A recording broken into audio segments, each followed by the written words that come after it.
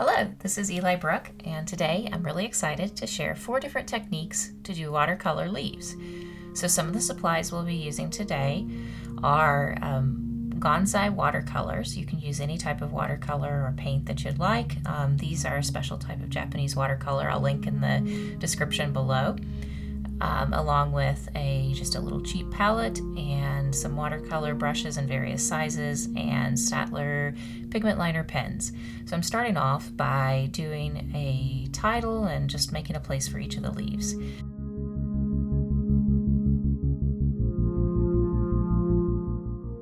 The first leaf we'll be doing is an ash leaf, and in order to do this, you'll start off with a fine liner brush and an angled brush in a really small size. Just using some of the green paint, we'll mix it down into a thin consistency, and then we'll start by doing just a thin stem with that liner brush, and we'll add leaves starting with the one on the end and going around alternating sides on the vine. With these, you want to do just a light coat and leave a little bit of white space just to give an accent to the leaf.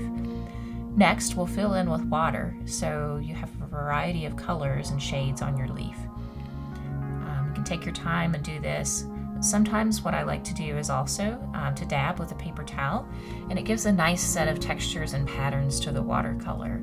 So you can do that if you'd like, some more variety in your ash leaves. Next up, we'll be doing a Monstera Leaf, and this one's really fun, kind of got all the holes and different shapes in it. So I'll start off by doing an outline on the leaf, and these can be any variety of shape you want, just as long as you have some cutouts and interestingness to the design. And with this, we'll do some circles to show where the cutouts are going to be, and then we're going to take our time and blend this into a variety of colors. So you fill in with a little bit thinner texture paint in the areas that you want lighter, and if you want an area to be darker, you can make the paint just a bit thicker. So we'll continue to work this back and forth, kind of dodging all of those cutouts that we created.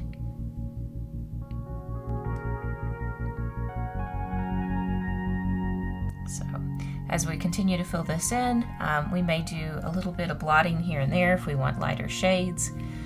So that gives some nice texture to the leaf. I really like doing this technique, and if you have too much paint that's already on your paper, as long as you're using a good thick watercolor paper, you can actually wet the paper again where you've had the watercolor, and then dab to get a little bit of that paint off.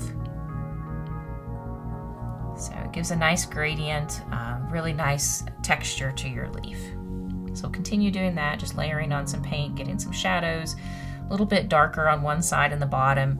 And now that the ash leaf is dry, I'm going to go back and add just a few little touches of darkness there too, with a little bit thicker green paint. Next up, we'll be doing an elm leaf. And the elm is a really easy leaf for beginners. You just start with a medium-sized round brush and do some pine needle types of cuts into the main center stem that you create. And then you can just blend these.